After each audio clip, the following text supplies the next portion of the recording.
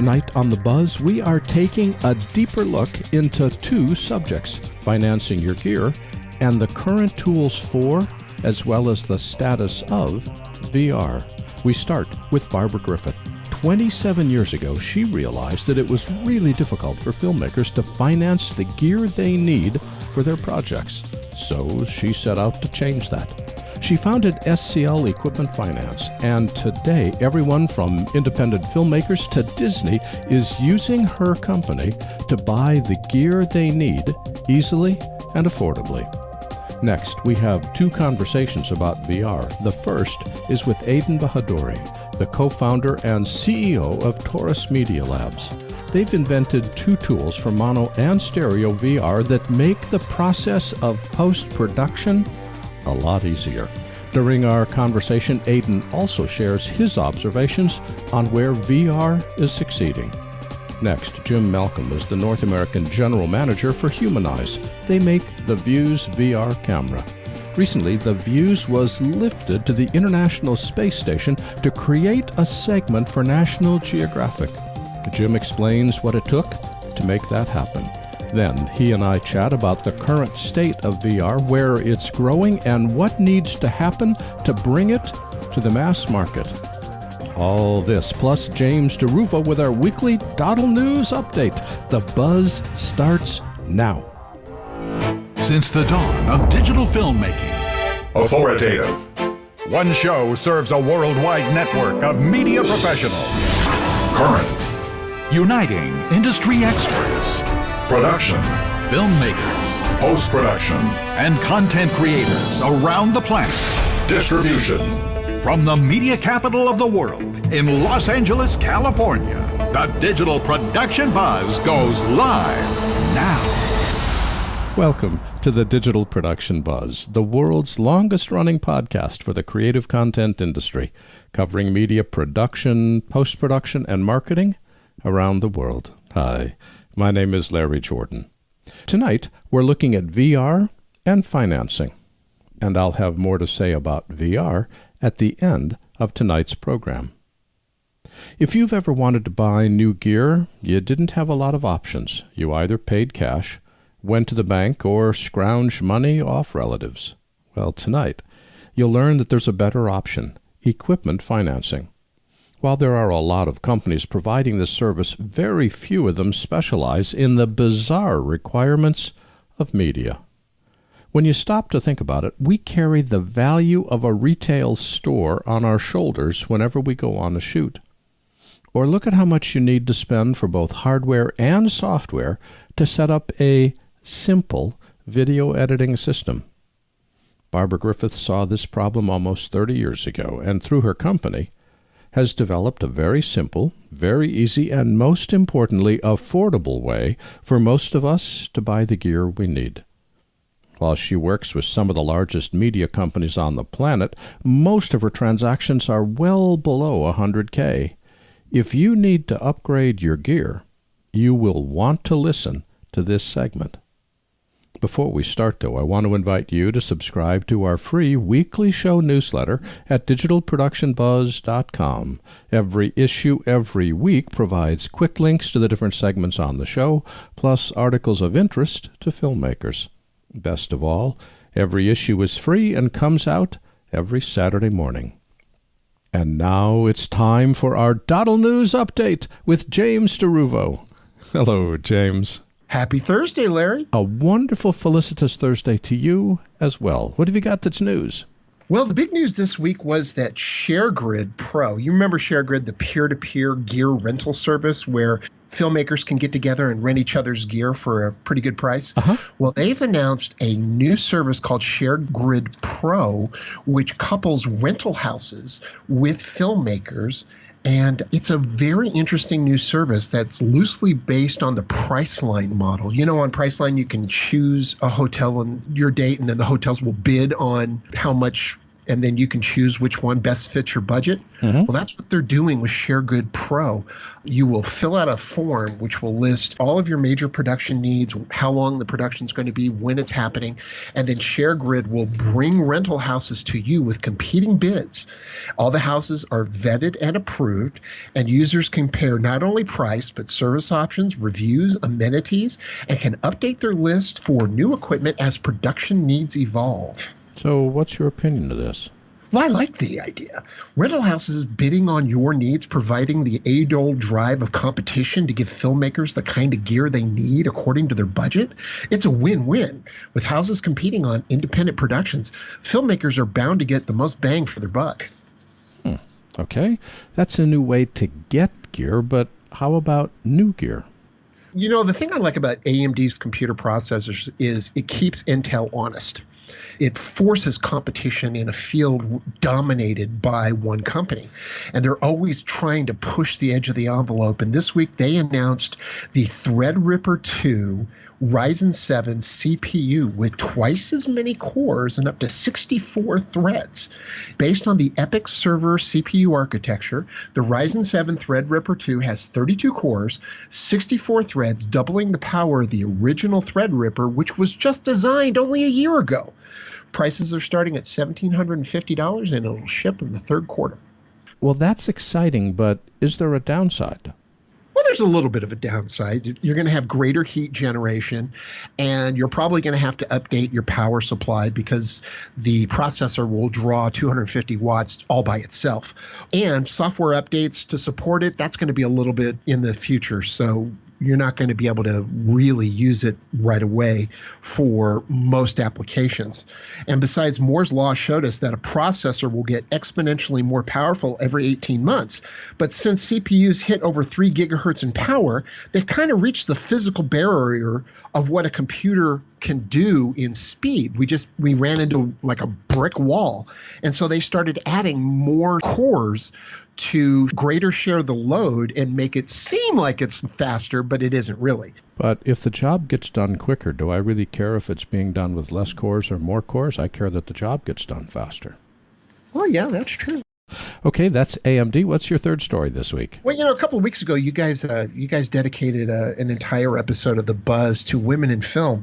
And the LA Film School has announced a $1.5 million scholarship for women in entertainment. The scholarship aims to expand educational access, increase apprenticeship opportunities, and close the gender gap across the entire industry long term. It's designed to encourage greater female enrollment to 50% of the overall student body and level the playing field when it comes to resources, pay, and career opportunities. So what's your bottom line? The bottom line is carving out a film career in Hollywood is extremely difficult, no matter what sex you are.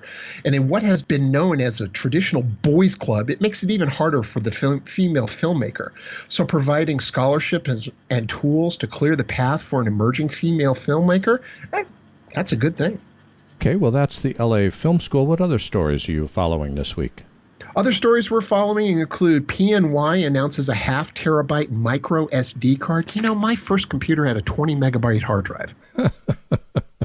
My first computer had floppy disks, but that's a little older than yours. Yeah, go figure. The Disney-Fox merger is in doubt thanks to a $67 billion competing bid from Comcast.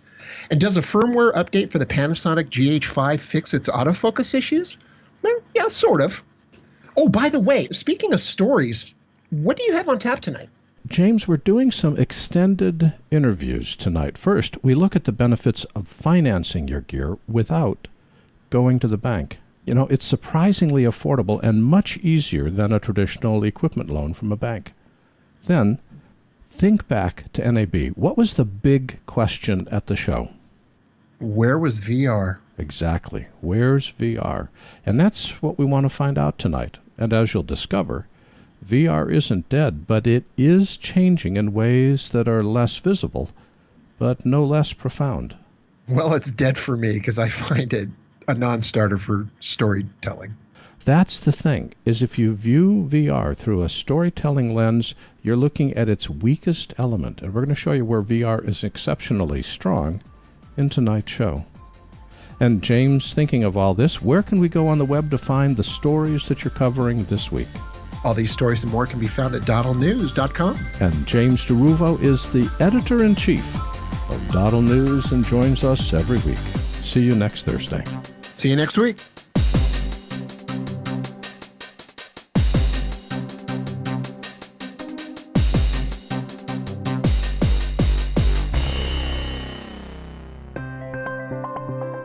Here's another website I want to introduce you to, doddleNEWS.com.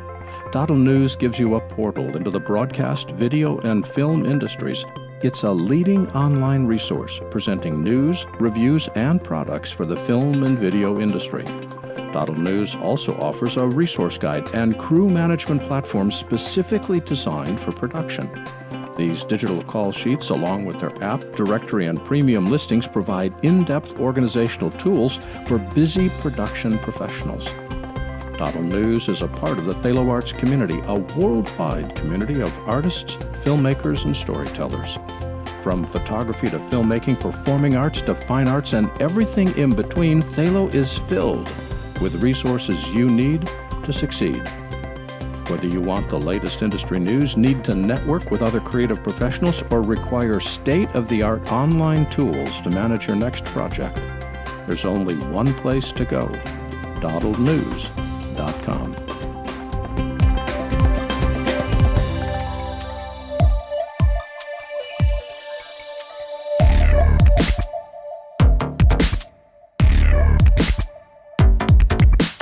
Barbara Griffith is the president of SCL Equipment Finance. They provide financing to the media industry.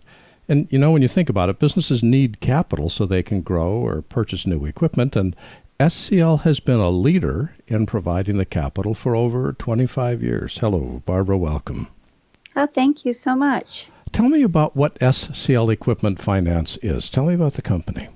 SCL Equipment Finance is an equipment finance company, and we provide funding nationwide, including Canada, to the media industry. So, for example, if a production company needs a new editing system, or a cameraman needs a new camera, whatever gear they need, we will supply the funding for that gear. When should a company come to you? Is there like a minimum finance amount, $500,000 or $7 billion or something? That's a good question. You should come to us when you're looking to purchase equipment and want to keep capital inside of your business. So, for example, our finance programs range anywhere from $10,000 to $10 million. And if you're a cameraman who needs to replace an older camera and purchase a new, let's say, Sony camera, and that camera is $50,000, you're not necessarily going to write a check for $50,000. That is a huge burden for any company.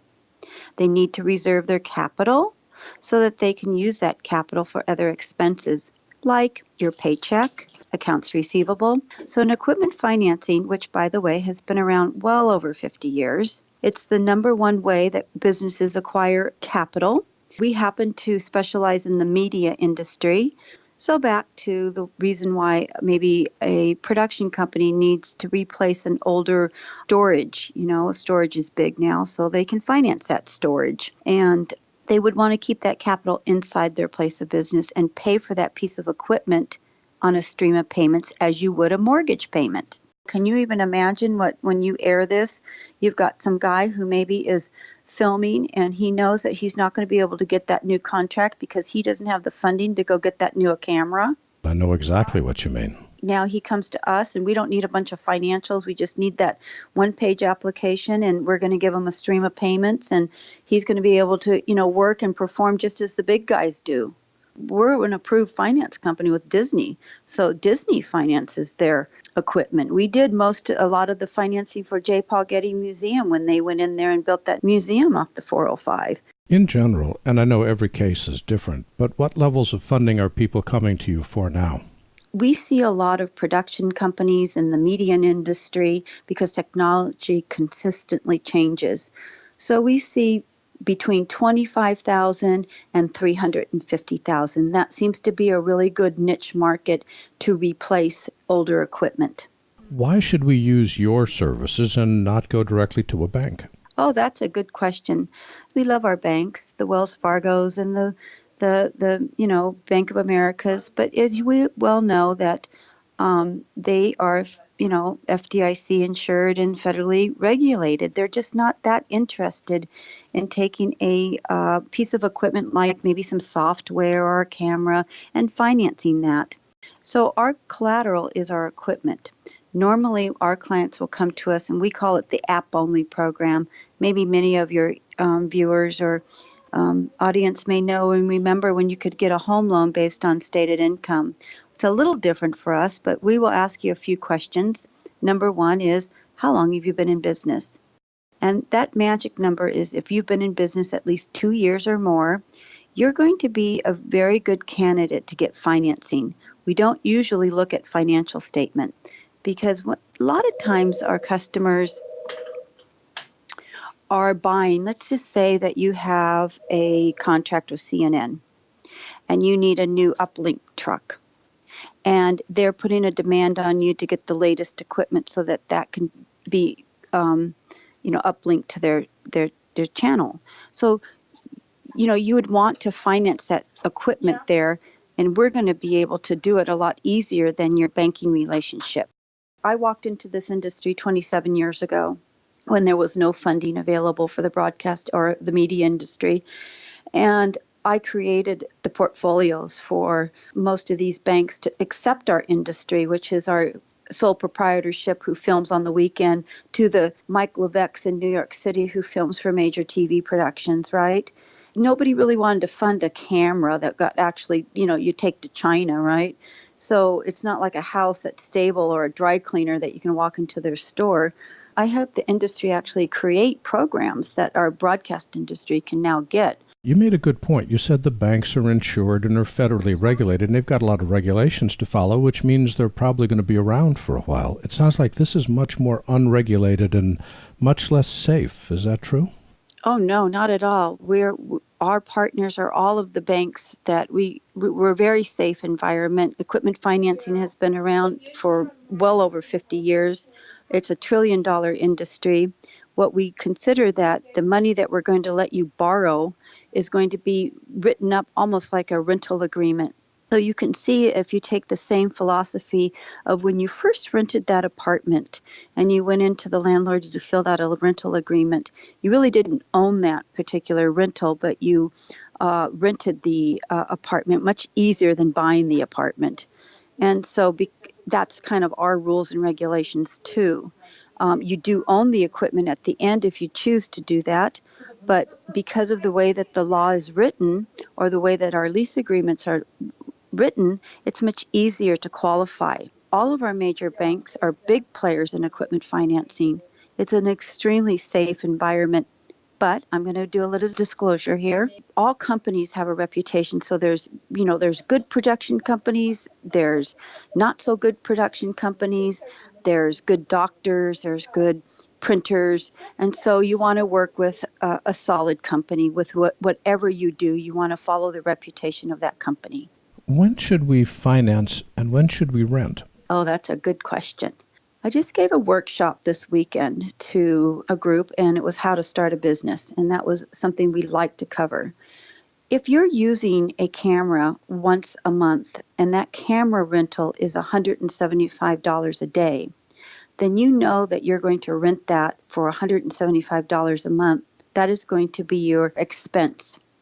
If you are looking at a camera, which is like $50,000, and that camera you're going to be using 5 or 6 times a month or more, and the lease payment, let's say, is $500 a month, then it's going to behoove you to go ahead and buy the equipment through a traditional lease program or equipment financing program so that you can pay the $500 a month, use the equipment as much as you need, and then offset the outside expense like a rental.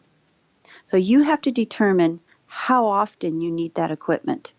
Rent the equipment first, then you'll make that decision on how much capital is going out of your company for rental expense. It's called replacing outside services. Where does your capital come from? That's a good question. Our capital comes from all different types of portfolios. It will come from an FDIC-insured bank like a Wells or like a Key Bank or Susquehanna, places of that nature. We also work with Wall Street, which, of course, if you can even imagine how aggressive Wall Street is. We work with private equity funds. So, for example, private equity funds might be you and I go to the bank, we go get $230 million from a Wells Fargo, let's say, and then we bring that X amount of dollars into our place of business, and we then create the credit scores for our clients to borrow from us. What terms, especially the interest rate, how is that calculated? And what's the rate currently? The interest rates are all credit driven. So the better the company, the better the interest rate.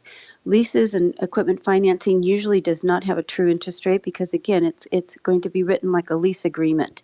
A lease agreement doesn't really have the same qualifications as a loan, like a mortgage.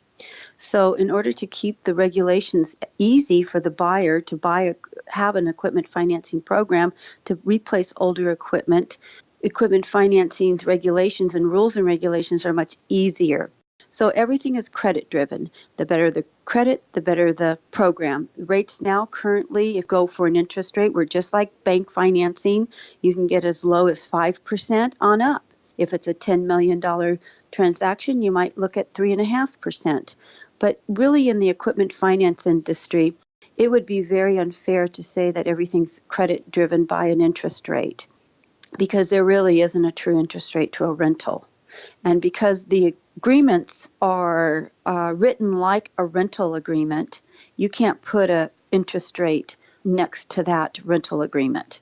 But yet you can make the rules of how someone qualifies for the financing much easier because it's written like a rental agreement.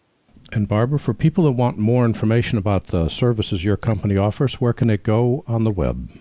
They would go to sclequipmentfinance.com.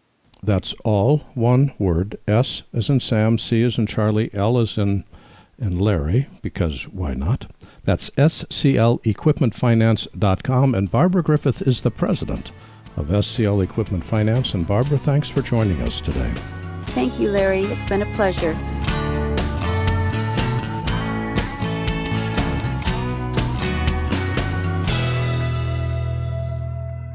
Aden Bahadori co-founded Torus Media Labs in 2016 to create software tools to simplify working with 360-degree immersive video. Today, he's CEO. Hello, Aden. Welcome. Hi. Thanks for having me. How would you describe your company? Our company is a collective of technically savvy artists, mainly in post-production video. And we're just a collective of artists that get together and solve everyday challenges that we face. And we create products out of them. Why did you and your co-founder, Mike Sevigny, decide to start the company? Well, it's an interesting story. In 2016, my partner, Mike Sevigny, who is a VFX artist and a match mover, was commissioned to do some basic titling and work in immersive video. And that was the first that he had approached that. And there were literally no tools out. He couldn't do it with our usual manual way. He then put the project down, learned how to code, and by early April had a prototype of Canvas 360, our first initial offering product. And then I joined the company in May because we saw an opportunity to really reshape a new form of post-production workflow that we didn't adopt, that we get to actually work with and shape it, like I said. So that was a great opportunity for us to do that while still maintaining our day-to-day work. We still do VFX, we still do editorial, but now we were put in a position to become tool makers, which is a very prestigious opportunity. How did you raise the startup funding to actually start the company? So initially, I put in some money. Of course, Mike built the product with his blood, sweat, and tears and time, which took a lot of time away from his initial work. And then in October 2016, Adobe came on board on a non-financial partnership, like a technical partnership that they offer to a lot of partner companies. We were able to raise some angel money in December because of this one checkbox checks the other. So we were able to raise some angel money. And then from there, sales and a couple other smaller rounds really kept us going. That is very cool. Yeah. So tell me what products you have now and what do they do? Our initial offering was Canvas 360. It's a monoscopic VR tool for After Effects. It's essentially for if you want to add any graphics, any sort of asset that you have added in correctly. That's what it was for. It also was the first accurate 3D tracker and stabilizer. We do use the tracker from After Effects to do it, but our process and how we use the data is very unique and now patented. Our second offering that we just released about 3 weeks ago is Canvas SDK, and that deals with stereoscopic images in After Effects, which is also a very first in terms of accuracy and what you could do. Actually, some of our features do not exist on any platform, from Nuke or Scratch. None of them offer it. So it's been really great for us to have Canvas SDK as a second offering. That really takes care of the two sides of video. You have your mono, you have your stereo, and we had tracking taken care of. So those are the two main products that we have right now. What do you see as the challenges that we face in 360 post-production as opposed to regular post? Well, regular post, we've had, about 120 years of workflow design.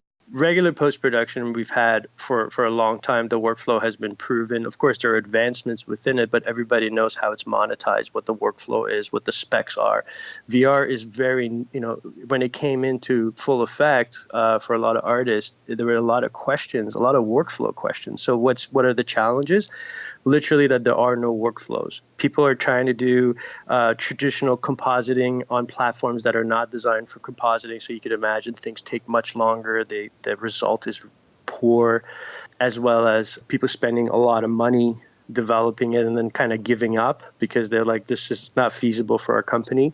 I would say workflow is the number one challenge. Knowing how to take your image after you film it and then processing editorial, VFX, and then so on and so forth. There is actually a sustainable workflow that we've developed in our company that helps people understand. I would say most of my job is actually educating our clients. They call a lot and said, I have this video, I can't stabilize it, I can't track it. And we look at it and we have to say, why you can't do it? Because there are people running across the image, or you're using the wrong platform, you're using the wrong resolution. So we educate and try to solve these problems at this point by just meeting with people and showing them the way. How are your products priced? Our products are priced for the everyday artist. We're $399 and $499. We're going to offer a studio package, which includes both of them for $670, somewhere around there, like medium price, but we're trying to keep it accessible. You can't grow a medium when your software costs $9,000 or $1,700 or, especially in USD prices on an international level, the conversion doesn't justify it. So we're keeping it low so professionals don't swipe at it because it's not up to their standard, and everyday artists can at least incorporate it into their budget. It's priced to be accessible. 2 years ago, VR was huge, and this year it seems like the balloon burst. Where do you see VR going? Is it with us for the long term, or is it going to be a niche, or what's your prognostication?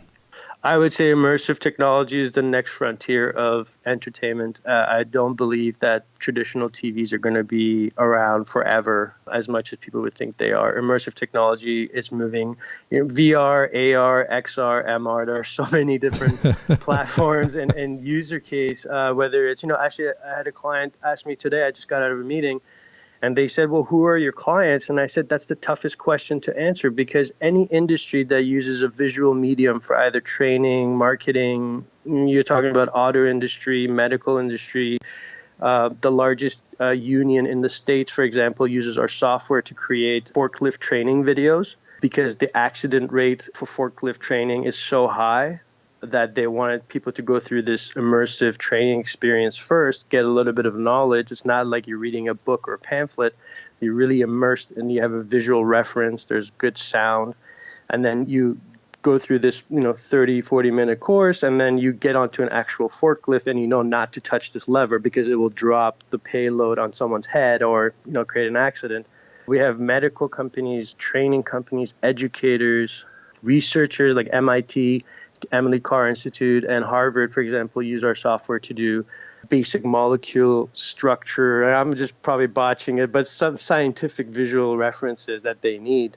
I would say that the immersive technology will, at some point, become the standard. Of course, things go through, retraction at certain points. Every technology, At the beginning, there's a huge hype-driven, event. Everybody thinks it's right now, but what people didn't really realize that the technology was still playing catch-up. So the hype was way ahead of the technology. Like this year, it's definitely slowed down. We could see it ourselves, but because what we see is that people who are really fresh and green in this sort of medium decided to pack up and go back to standard media or something else. It's slowing down a little bit, but it's going to grow exponentially over the next few years, especially with, if let's say Apple releases some really sleek headset that's really just the size of a Ray-Ban sunglasses kind of stuff. We could see that being the frontier. And of course, monetization as well. How do people make money off the content? Where do we distribute it? How do we get everyone's eyes on it? Those are the things. But I do truly believe that the immersive medium will be a main source of sort of content. How people sort of take in their content will be through the immersive experience. There's nothing like it. There's nothing like it. For people that want more information about your products and your company, where can they go on the web? Yes, of course. You could see us at torusmedialabs.com, Torus medialabs.com. And we distribute our product through aescripts.com. You can look us up for Canvas 360 or Canvas SDK. And that website is all one word, Torus Media Labs. That's right. And Aden Bahadori is the co-founder and CEO of Torus Media Labs. And Aden, thanks for joining us today. Thank you so much for your time, Larry. I really appreciate it.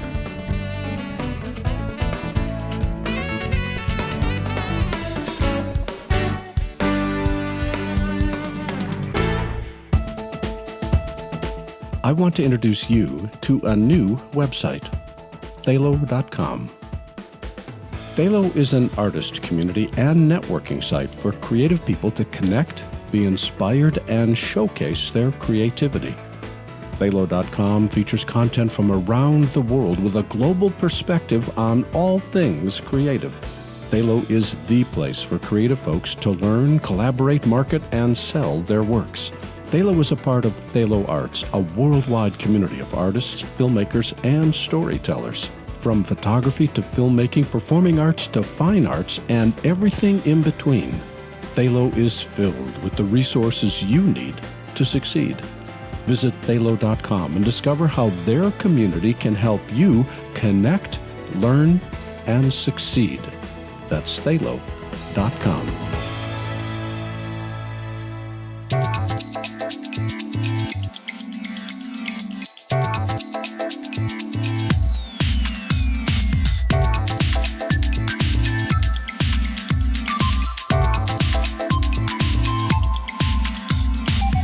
Jim Malcolm is the North American General Manager for Humanized Technology. He's responsible for managing the Views VR camera product ecosystem and sits on the board of directors for the Consumer Technology Association and is the immediate past president of the Imaging Alliance. Hello, Jim. Welcome. Thanks for having me. It's always good to have you back. How would you describe the Views VR camera? The quickest way to think of the Views camera, it is a stereoscopic VR camera. Captures 360-degree video in full VR, so it's a 4K video per eye, so you get 3D stereoscopic imagery. I've seen 3D done in a number of different places around the world, but recently you got involved with a project that took you somewhere other than the world. Tell me about this. It did take us out of this world a little bit. We had the opportunity to work with National Geographic, who was working on a TV series called One Strange Rock. And what they wanted to do was to give a VR experience to viewers who could actually go up to the International Space Station in a VR headset and experience weightlessness and what it's like to be in the space station. So long story short, we worked with them and were able to get the camera up into the space station for this series. Did National Geographic come to you, or did you reach out to them for this 3D project? It started at a trade show, actually, earlier that year at NAB. They were going around trying to figure out what type of cameras to do, and we sat down and actually stood up during the trade show and had a conversation about VR and cameras. And what they really liked about our camera are two things. Three. One was the actual size and the weight. It was actually manageable and easy to get up.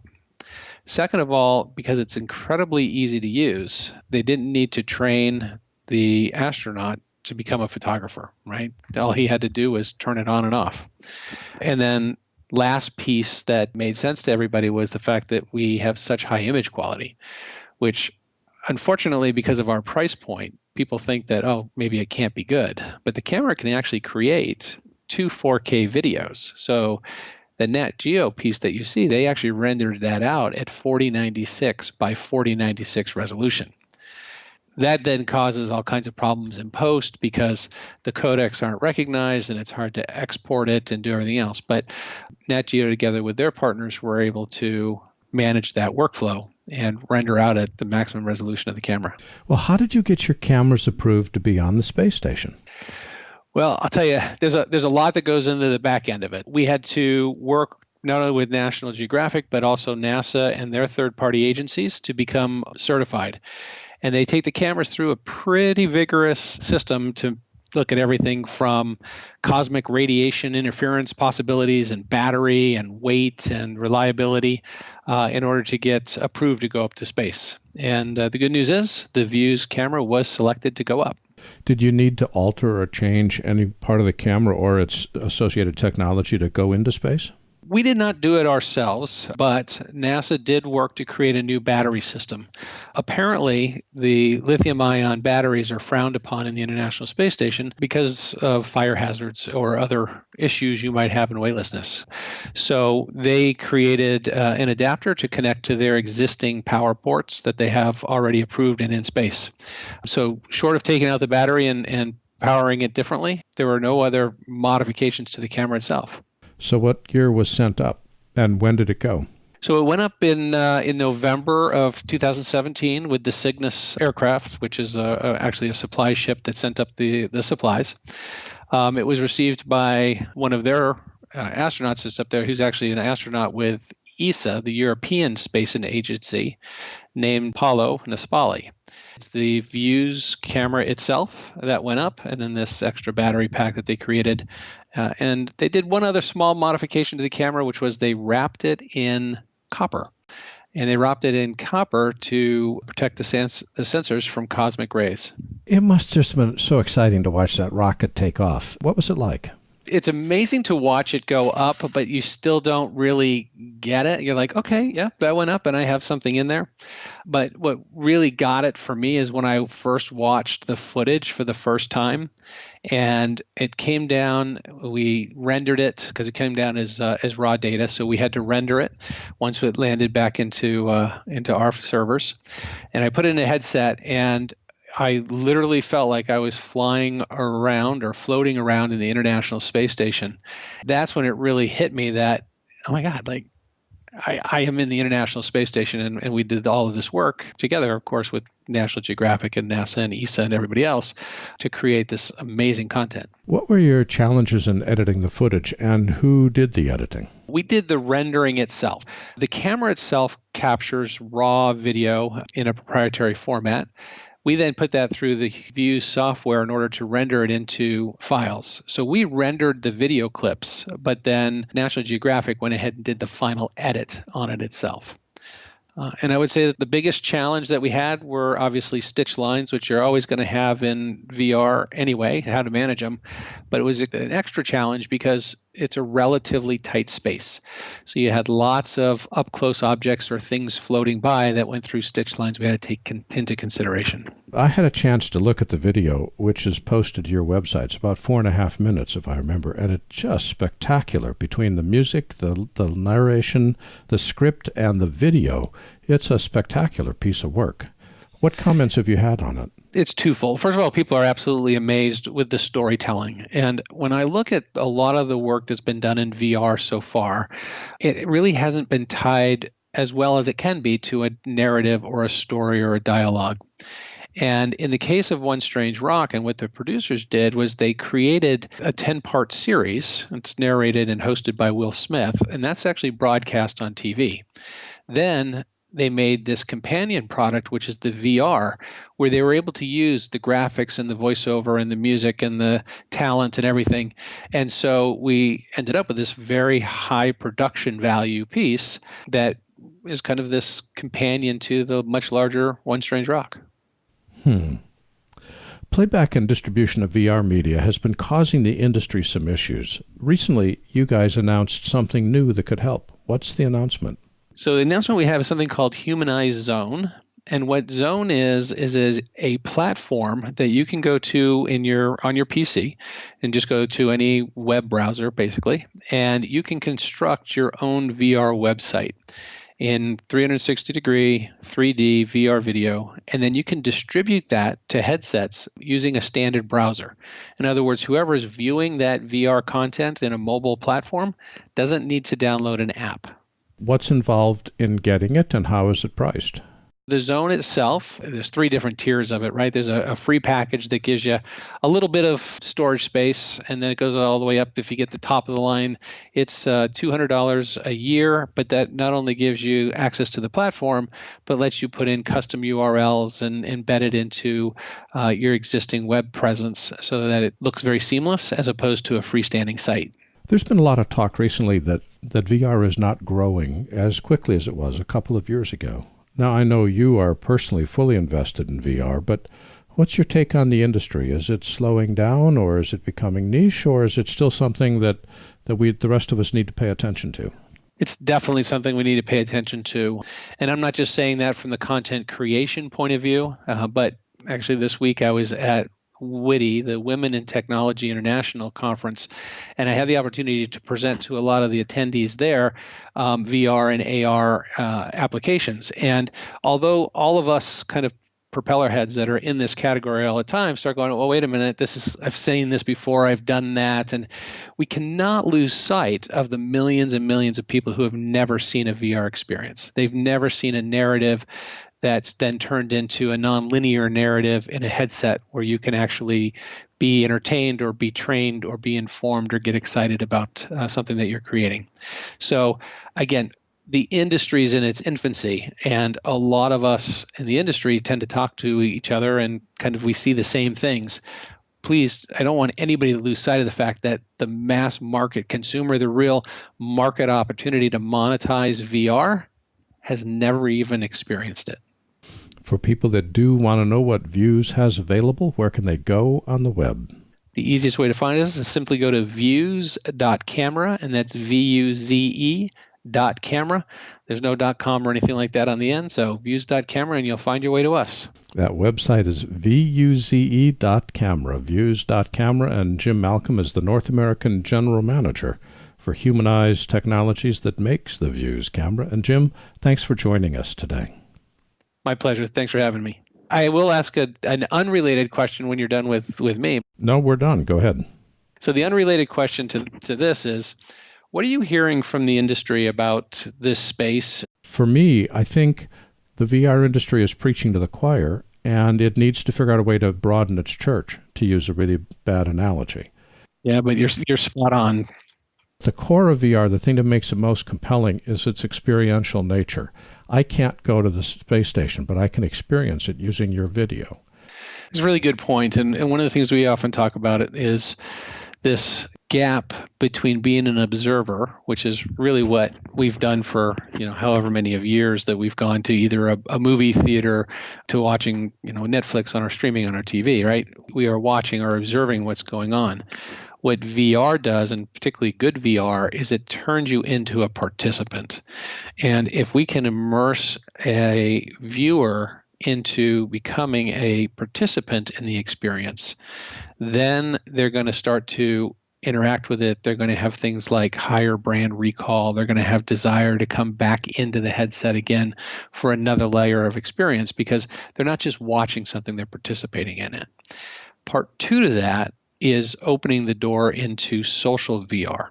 Fortunately, right now there's still the stigma of, I don't want to put on a headset and sit there by myself and be lonely, and my friends will make fun of me or make videos and post them on the internet of me online, just sitting in my headset. I have a different argument, which is as social platforms take off, and you and I could be having this conversation in a virtual reality headset in the future where we can actually see each other in photorealism using camera technology that brings us to life in VR. Now you have a reason to go in a headset other than entertainment or consumption. You have a reason to go in to communicate with your coworkers, to train groups, to hang out with your friends, to see your parents who live on the other side of the country. All of that stuff is coming. It's just, how do we inspire the next group of creators today in order to deliver on those promises in the future? Put on a headset and do something totally abnormal. I think that's a hard pitch. I think it's a hard pitch today, but I think we're going to see this interesting wave where people are going to get their first in-depth, long-term headset experiences at work. Interesting. Then they'll start to become trained, for lack of a better term, how to interact in a headset, which then opens the curiosity door to, wow, what else is out there? What else can I do with this? Healthcare is coming up big time in VR, the airline industry. There are a bunch of different verticals. And even though we don't see the entertainment titles out yet, they're going to come. And I think they're going to come at the same time we see a maturity and accessibility to headsets. So Oculus Go at $200, right? That's been out for, a couple of months now? That's a bit of a game changer because it makes things more available. Mm-hmm. As an industry, we don't see what's referred to as AAA content, right? The high-end stuff coming from the motion picture studios, because the development cycle for those AAA experiences is about 3 years. The technology to truly create this stuff only became mainstream about 18 months to a year ago. So in reality, we're still 1.5 to 2 years away from productions that are in development now that they actually become productized. So you got to remember, when you do start to see that AAA content from the major labels come out, that's the stuff that's being built now. Mm-hmm. And most of it's being done behind closed doors, and people aren't talking about it because there's a competitive first, and how am I going to get this out, and where's my revenue stream going to be on it, and all that business model is getting figured out in parallel. That's exciting. Jim, thank you so much. My pleasure. I'll talk to you soon.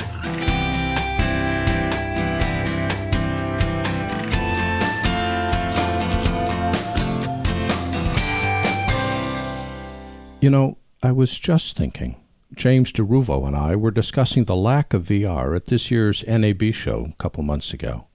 As you heard during the news segment, James is not a fan of VR for narrative stories, and I fell into the same trap, asking whether VR replaces traditional narrative storytelling on film. However, as our guests tonight made clear, that's the wrong question. The right question is, what does VR do better than anything else? And the answer is that it puts us right in the middle of an experience, which may or may not have a story. Think of Aden's description of using VR for forklift training. There you are, sitting in a forklift, knowing that while it feels real, whatever you do won't kill anyone. Or Jim's description of wearing a headset and feeling what it's like to float without gravity throughout the International Space Station.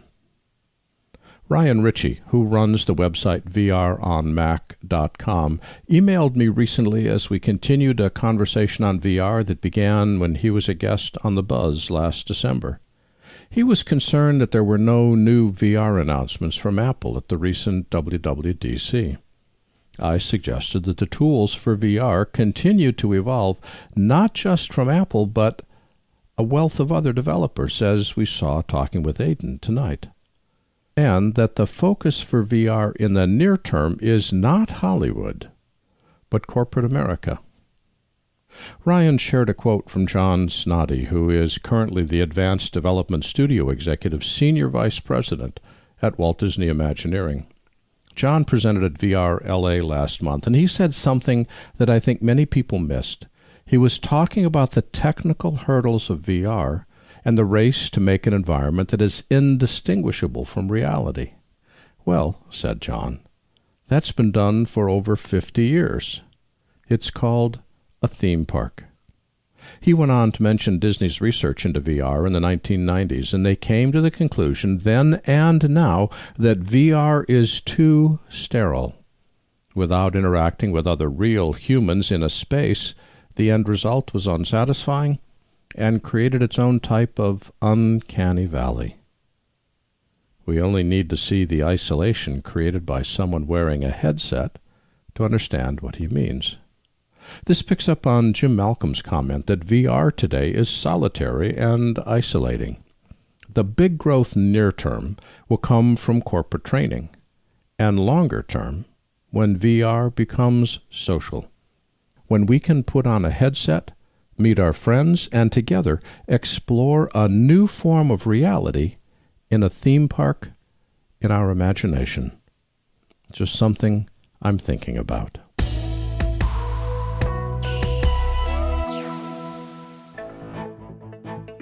I want to thank our guests this week, Barbara Griffith with SCL Equipment Finance, Aden Bahadori with Torus Media Labs, Jim Malcolm with Humaneyes, and James DeRuvo with doddleNEWS.com. There's a lot of history in our industry, and it's all posted to our website at digitalproductionbuzz.com. Here you'll find thousands of interviews, all online and all available to you today. And remember to sign up for our free weekly show newsletter that comes out every Saturday. Talk with us on Twitter at DPBuzz and Facebook at digitalproductionbuzz.com. Our theme music is composed by Nathan Doogie Turner with additional music provided by smartsound.com. Our producer is Debbie Price. My name is Larry Jordan, and thanks for listening to the Digital Production Buzz.